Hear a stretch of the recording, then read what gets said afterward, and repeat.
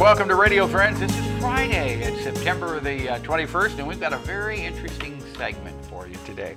I want to introduce you, first of all, to Nurse Nancy Beck. Nancy is an RN. She's on our program a couple of times. You wrote a wonderful book called Pillow Talk, talking to anyone that you care about, telling them how much you love them while they're sleeping. Right. Right.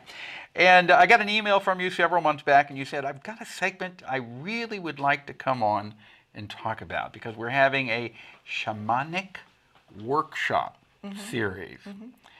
And you brought along Dr. Reverend Gary Langston with you. And we'll find out what is a shamanic workshop series. Welcome, Gary. Welcome to Paul. Radio Friends. Thank you for letting me be here. No problem. Well, the shamanic workshop, the simple definition of a shaman, we'll start with that just to kind of set the table, is a shaman is someone who serves their community, their family, in a way in both the unseen and the seen realm, working for their higher good in whatever manner that needs to come forward. That's about the simplest definition I can make for what a shaman is all about. How did this all develop? The shamanism in general, or yeah, shamanism in general. Shamanism has been around for centuries. It's been around for thousands and thousands of years. From what part of the world? Everywhere. Everywhere. There are shamans. The term shaman originally originated in Russia with the Tuvan people on the Russian steppes. And it's become a kind of a generic term that has translated across the world for everyone as far as someone that serves. Another way of defining it would be like a Native American medicine man is another way of defining it. A priest or a preacher in traditional religions would be another form of looking at that, when that person is interceding on other people's behalfs with spirit, in whatever you call spirit, whatever that higher power, that divine power. With prayer. With prayer, with ceremonies, with a variety of techniques that have been around for literally thousands and thousands of years. So what are people going to experience and learn at the shamanic workshop? There's no one answer to that one. I'm going to give you a quick synopsis of that. The first weekend that we have, which is on September 28th, is the call to heal. And that's a process that's designed for releasing the past. The burdens that we carry, the issues that we've experienced throughout our life, we have a tendency to carry those forward. Those become bigger boulders on our shoulders that we're carrying around in life.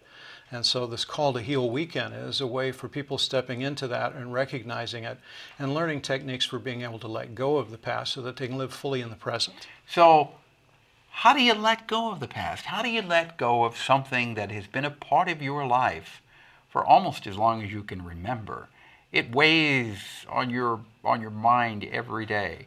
You don't just all at once say, okay, be gone, and it's gone.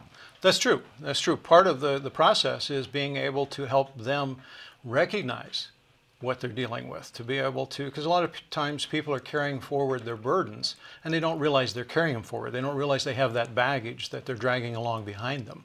And it impacts how they react in their marriage, in their friendships, in their relationships with their family. And so this is a process that will help them learn how to recognize those types of things that are impacting their daily life, and how to step into letting it go in a way that is healthy and freeing and awakening for them. Yeah. Now, Nancy, you're an RN. How did you get involved with this? Do you use it in your medical profession? Well, I can tell you that recently I became the local president of the American Holistic Nurse Association. And the parallels between the tradition, the Pachacuti Mesa, and the Holistic Nurse Association are incredible, in that the Holistic Nurse Association, just like the Pachacuti Mesa, views the wholeness as the mind, body, spirit, emotion. And when those are in balance, then the person's better able, they're centered and better able to heal themselves. We were talking about that with Vera Massey on an earlier segment, and she's doing a class on body, mind, and spirit. So the Holistic Nurses Association is saying that this is good. Mind, body, spirit, and emotion. And so the 4 parts, which is is absolutely parallel with Apache Cutie Mesa. And not too surprising, a 4,000-year-old tradition is coming forward with bits and pieces that are true in the world today. Mm-hmm. You know, which came first, right? Yes, yes. So, do you find any negativity or any problems with doctors accepting this when you're dealing with patients? It's a mindful prayer, and so it's a silent situation.